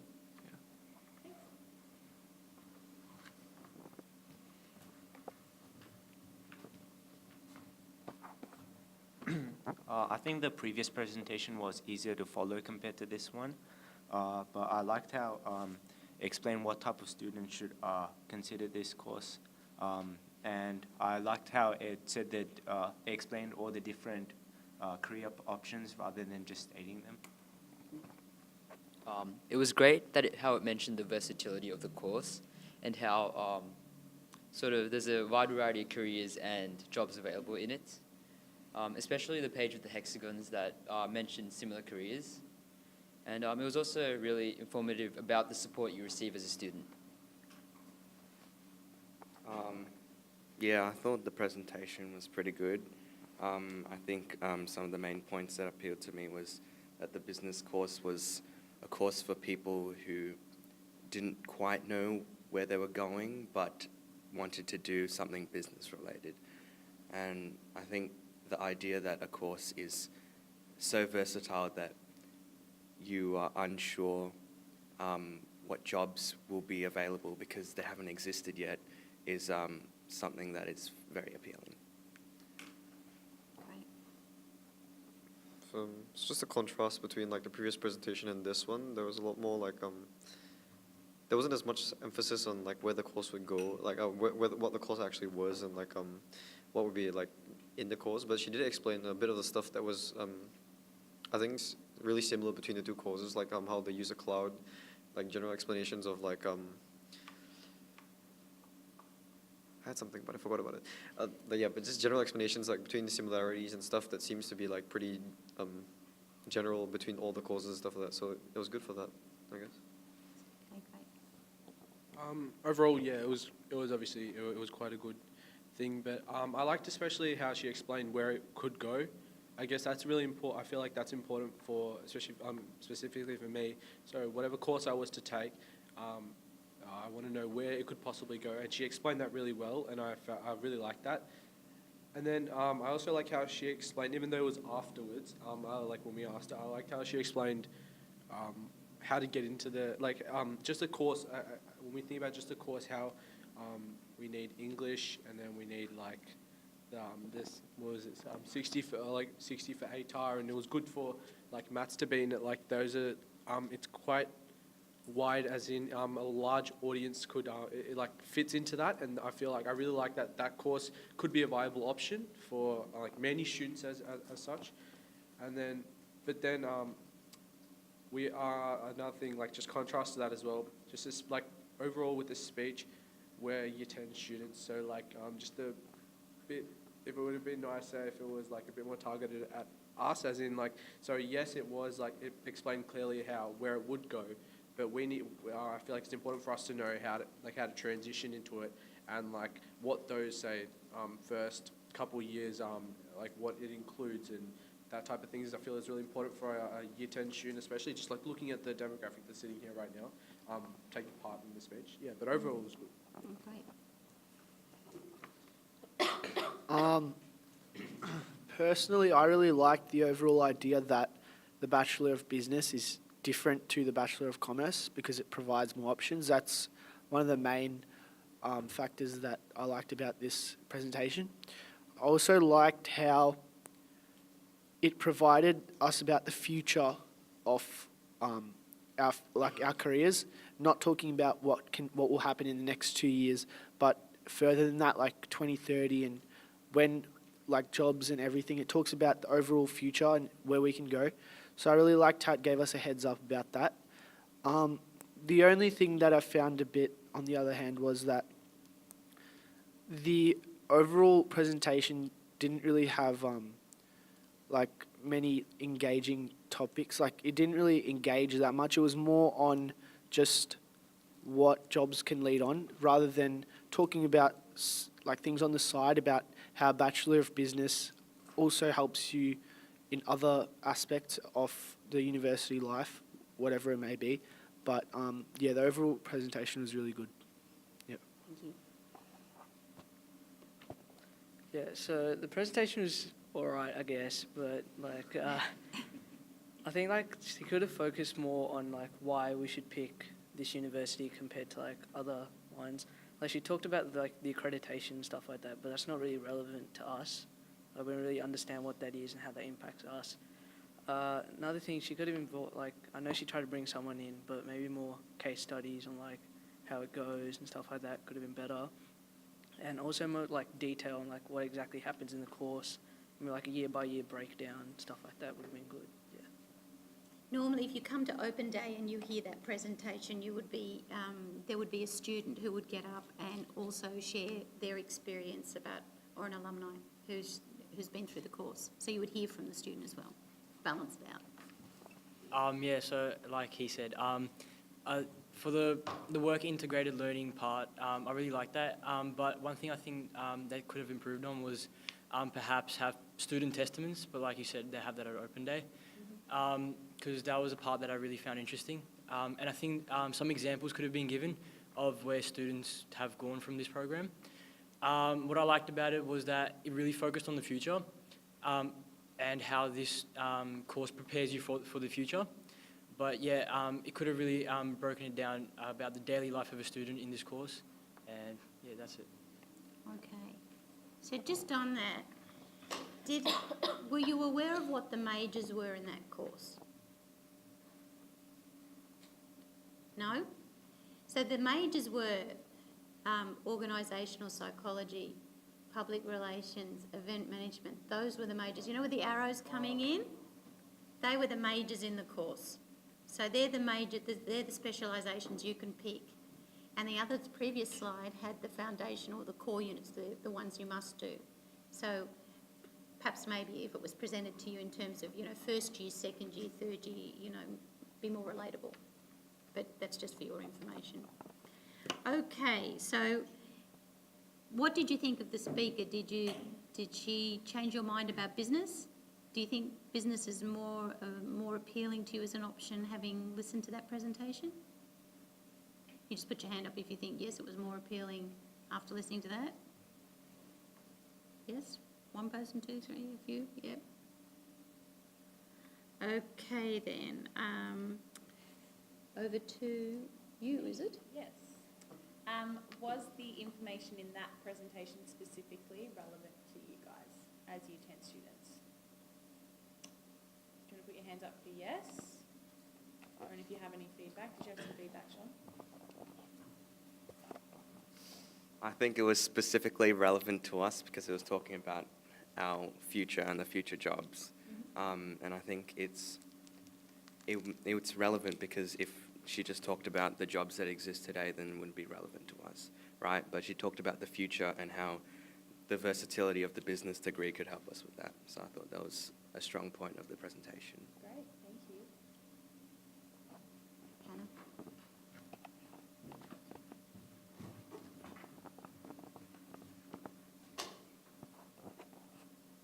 Like it talked about that if you're not really sure what you wanted to do, this would be good. But I think it would have also been good, like if you enjoyed this subject or just interested in this area, and then just go into that a bit, because it was like if you want to do these jobs, but like some people don't really like have any idea of that. It's like what I'm doing now, and then how that can relate to a uni course.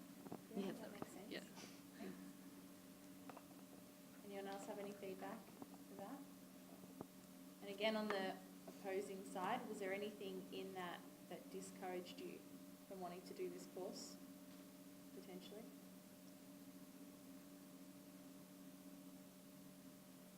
Nope. Cool. That's it. Okay.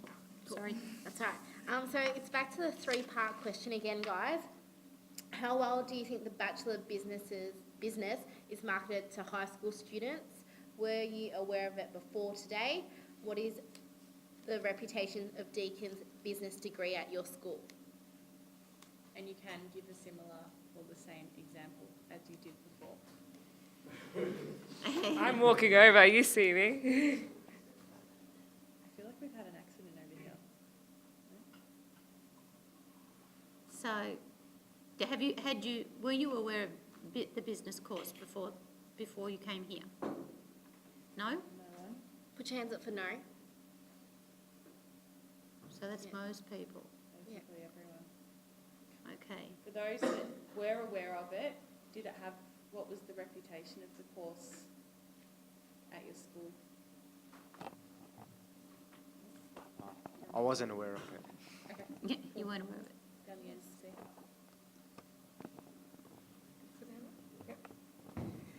Yeah, so our school had like a open event type of thing where there's like presentations from a whole lot of unis, but I think like not many people visited that compared to like all the other universities that were there. I think like the marketing could be better, I guess. And it's like why Deacon's? Yeah, at Melbourne High. So more students went to sessions from other universities? Yeah. Do you know why? I think it's kind of like You can be honest. Because everyone wants to go to Monash and do commerce. Yeah. No, it's just like most communities and like they encourage you. And, like, It's all right. no, I think it's just like people prefer you to go to like a more established university, I guess. And this is what I'm like talking from what I understand. So like university like Melbourne, Monash have like a rich history, I guess, and like people tend to look there for courses rather than like a new university like Deakin or Swinburne or something like that. Yeah. Sure. Thank you for your honesty. Does anyone else have any other feedback to add to that?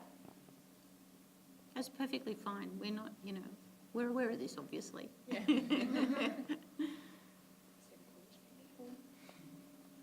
Anyone? What about Sienna? Oh, your CP heavily promoting Deakin business as a course? No?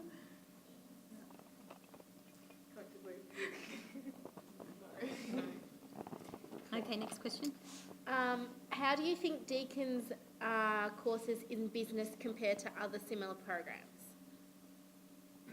with other universities? So what's the Deakin business degree compared to, your Melbourne, your Monashes, your RMITs? How do you guys rate our degree? Hands up. Anyone volunteer? Hing, I'm going to pick you. Is that your name, Hing? Yeah, I know people's names. Well, I don't really know about like other universities, but like I know a bit more about Deakin's now because I just saw the presentation. Okay, that's good. Yeah. Worthwhile then. Awesome, thank you. Radish? Yep. Cool.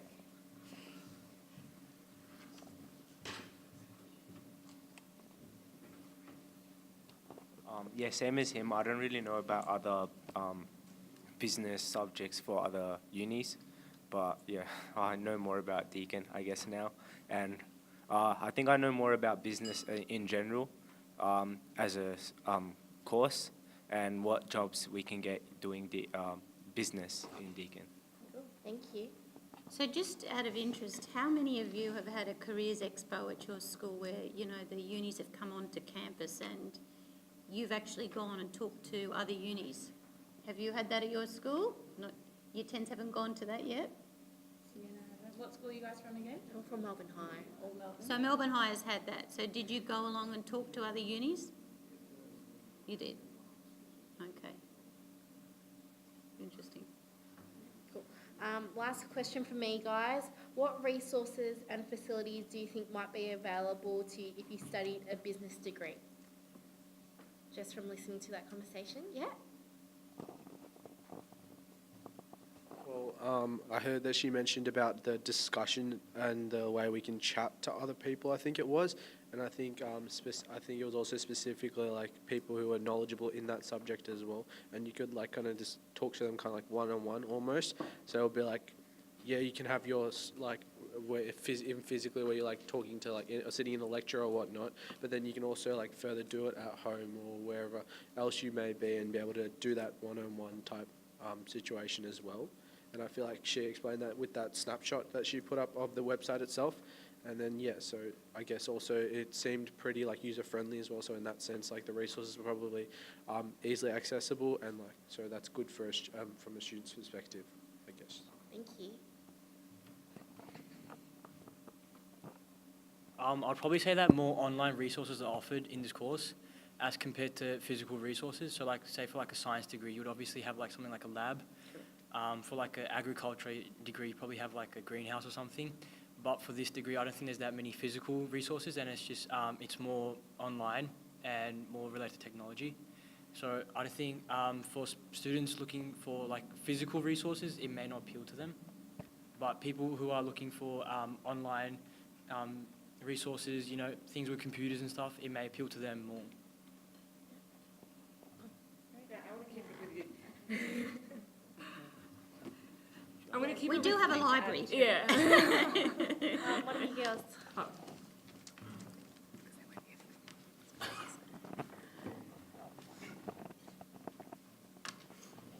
just think the one thing that was highlighted that she mentioned was the mentors, I think, for the 6 week transition period. And I thought that was really helpful for, of course, students going from high school, taking the leap to university to help. Yeah, I thought that was really good of the university to offer. It's popular. Okay. My Over turn. to Jamali. So again, one of the questions I said before, the reason I wanted to talk to you guys is because you guys came in a bit late. So if you wanted to put your hand up, go ahead. This is just about how relevant it is to do a degree that's flexible in the sense of part-time, full-time. You can do it online, you can do it on campus. How important is that to you in your decision-making when choosing a course?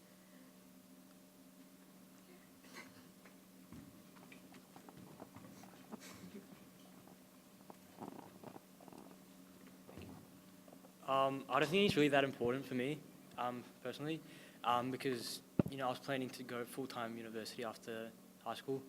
The online part, again, doesn't really appeal to me. It's not like that I dislike it. It just doesn't really. I don't really care about it. Yeah. Neither the part-time one. It's again. I plan to go full-time university after high school. So, those two parts don't really. I just don't care for them. So Yeah. That's it. Fair enough. Not to sound rude. No, this is fine. Yeah, so like you said, the flexibility doesn't really appeal to me, but it could to other people. If they want to maybe have a job whilst they're going to uni, they just need to cater for that.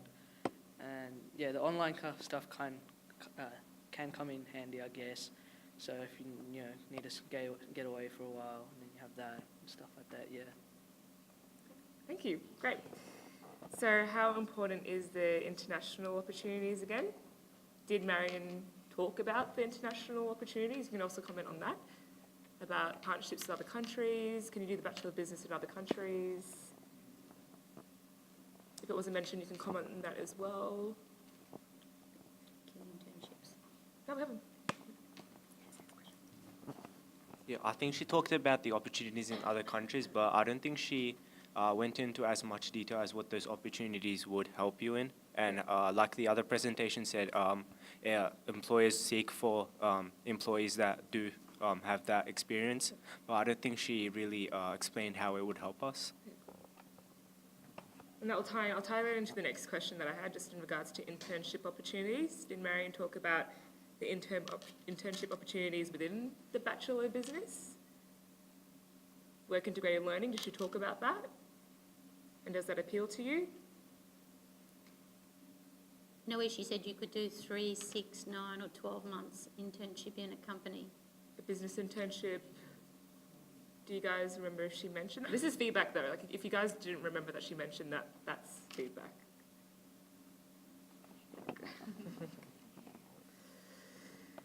To be honest, I only remember she said that when you reminded us. Oh, really? Yeah. That's good feedback. That's good feedback, though, Sean. Yeah? Yeah. So you completely forgot about that. Yeah. So when I asked you about the Bachelor of Business internship, you wouldn't have put 2 and 2 together. You wouldn't No. have known that. Cool. This is good. Anyone else? Want a second? What, Sean?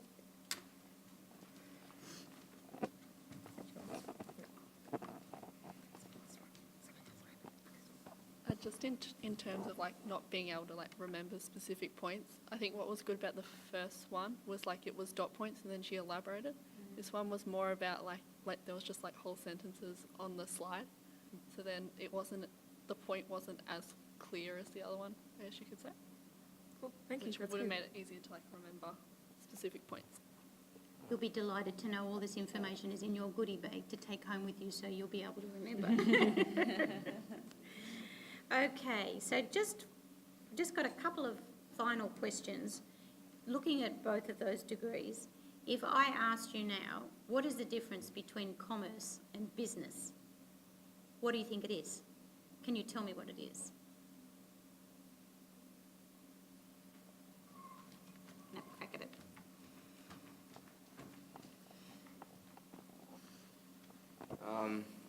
So the idea I got from those two presentations was that the commerce degree was for people who want to go the conventional business route, like accountant, that sort of thing, and business is for people who don't really know or want to have a more versatile degree for future jobs.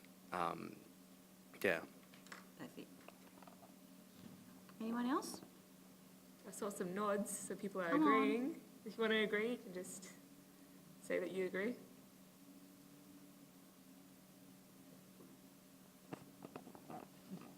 Yeah, so I'd probably agree with Sean. So in the sense that I felt like commerce, like the Bachelor of Commerce was seemed a bit more like linear, you know, in a sense, like it was like you're going to be an accountant or you're going to be, I don't know, financial, like whatever it may be. It was quite like you kind of, yeah, as you said, the conventional way of thinking. But with the business one, it seemed a lot more like versatile as such and just different and like but a bit more creative as such, I guess I could say. And in that sense, yeah, so I agree with Sean in that sense, yeah. Thank you. Yeah.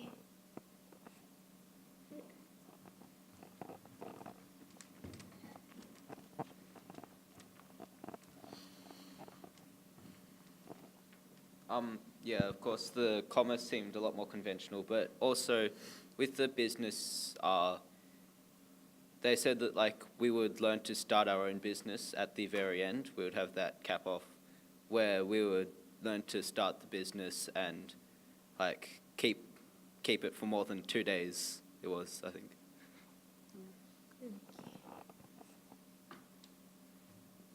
Anything else?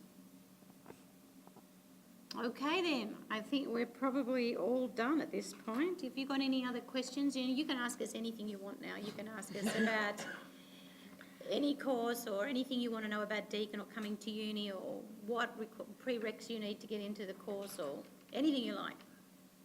Yep. Hex? Hex, yeah. So Hex learning.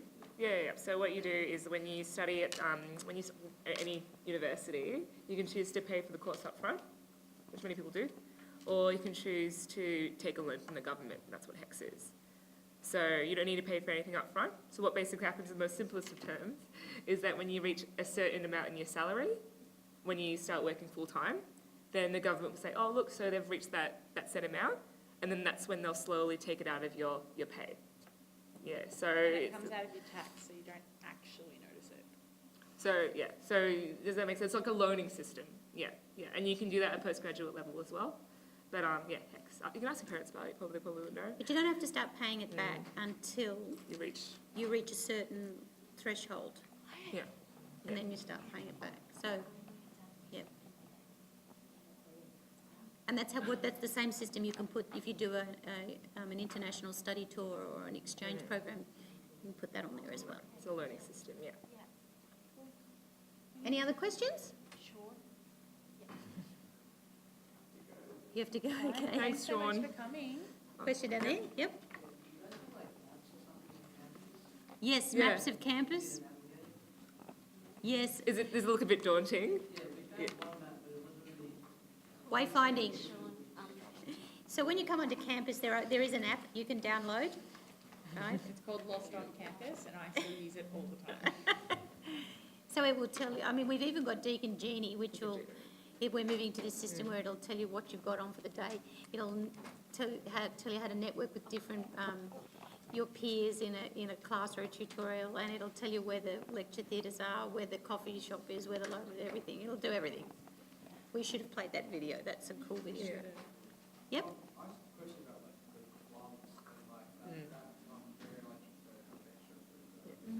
Yeah. It's huge. And like, where does business play on with that? Like, what times and stuff like that? It's just overall, like, how does it affect your life? Yeah. Well, I can say I was These part of two the... are ex-Deakin students, so they're I was alumni. part of Deakin Commerce Society. Go for it. No, but well, so when you first start at Deakin, there's a whole lot of societies and clubs you can join. There's so many. You can do anything from Deakin Commerce Society to the Pokemon Club, or like anything you want really. Obviously, the purpose of it is to, when you go to uni, you're not going to know anyone. Yes, I bet you part of your decision between university is where your friends are going, but there's a lot of people that you don't know when you're going to university. So it's a great way to go into a club with people with similar interests to yourself and get to know them. So in regards to how does that fit into uni life, it's a social club, it's a social thing. So I'll just use it from my experience with Deakin Commerce Society. Those social things, there was first year camp, there's the ball every year, there's barbecues, but then there's also workshops, networking events, accounting events, marketing events. So it adds on to your CV as well. I had that on my resume as well, which is a big thing, filling up your resume. It doesn't, obviously it's up to you to see how much it impacts your study, because obviously it's a social thing, but everyone's in the same boat, everyone's studying, so they're obviously not going to impair you so too much. It's not like you have to commit to saying, yeah, I'm going to hang out with Deakin Commerce Society every Wednesday at 2 o'clock. Like, it's not structured, it's not really that structured. It's But it sort looks of quite what good you on do your when you do CV, it. wouldn't you say, It in does. terms It of does. rounding you out as a student? Yeah. And it's a really good way of making friends as well. So. And there's sporting ones as well. We have a great sport culture here at Deakin as well. Yeah. Any other questions? Okay, you can always email us if you've got any other questions, if you go home and you have some, burning question you think of later. We'll also Or- probably see you guys next year. Yes, we'll at some probably point see you at your next year schools. at schools, because we are the ones who come to your school and will stand up and do this presentation, not the academic, we will stand up and do it. So they're expert presenters at Open Day, but we're the people who will come out to your schools and talk to you, or come to the expos and stand there and advise you on all the business and law courses. So we also do law. So, okay, well, thank you very much for coming today. You did it, guys. And for your participation, it's been excellent. And we've got a little goodie bag for you, so on your way out, if you want to come past here, and there's a gift card in there for you as well. So thank you so much.